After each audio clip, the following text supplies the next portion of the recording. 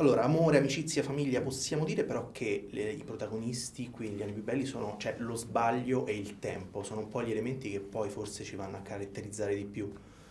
Il tempo sicuramente, lo sbaglio non credo che sia per forza legato al tempo, però insomma sì, cioè, come spesso accade, nel passare del tempo si commettono anche fortunatamente degli errori, pensa che noia se non ne facessimo. Però il tempo direi che è sicuramente al centro di questo racconto. E un viaggio cinematografico che dura dagli anni 80 ad oggi e come ogni viaggio lascia qualcosa, quindi ecco a voi cosa ha lasciato alla fine questo percorso degli anni più belli. Tante nottate lunghe che non finivano più, guarda. Davvero, non sto scherzando. Tornavamo all'alba, ero diventata un po' una vampira. Più che le vicende legate al film, alla sceneggiatura, ai personaggi, poi ciò che trattengo io sempre di più sono i rapporti umani, le relazioni umane. Qui mi sono trovato con degli amici con i quali poi non abbiamo fatto neanche tanti film. Sì, con Michela penso sia il terzo, ma con Picchio e Claudio alla fine non ne abbiamo fatti tanti, ne abbiamo fatti due, con questo due. Però c'è qualcosa che ci lega, forse perché la prima esperienza è stata particolarmente significativa e forte, forse perché ci trovavamo comunque molto bene.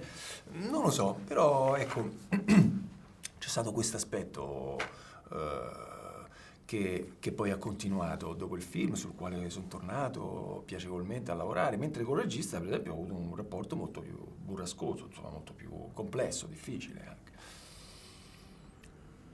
C'è una frase fra te, Pier Francesco e Santa Maria, la stazione, quando giocate sui luoghi comuni dite si stava meglio quando si stava peggio. È davvero così? Oppure abbiamo noi difficoltà nel cambiare, nell'accettare il cambiamento? Io di mio non sono un nostalgico, io sono una persona che quando fa una cosa la considera già etrusca. Non,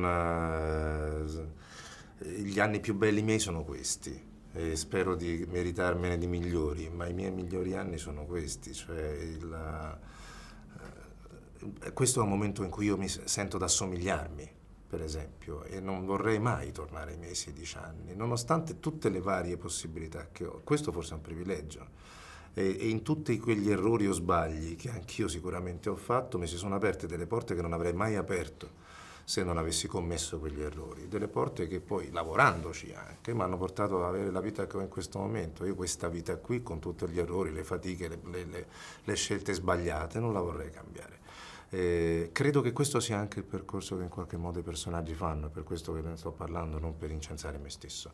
Però invece, ritornando al discorso che facevi prima, quello che a me mi ha lasciato il film era una sensazione di qualche cosa di estremamente imprendibile. Mentre giravamo il film avevo la sensazione di non capire esattamente quello che stava succedendo, perché eravamo sballottati da un'epoca all'altra, da una scena all'altra, e probabilmente in questa sensazione c'è la sensazione della vita di questi personaggi che sono portati da una forza più grande di loro, dove loro non sanno che andranno.